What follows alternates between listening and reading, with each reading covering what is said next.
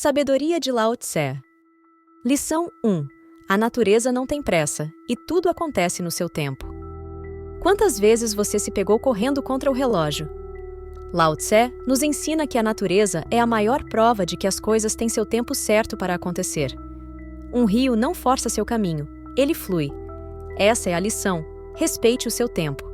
Às vezes, desacelerar é o melhor caminho para alcançar algo grandioso.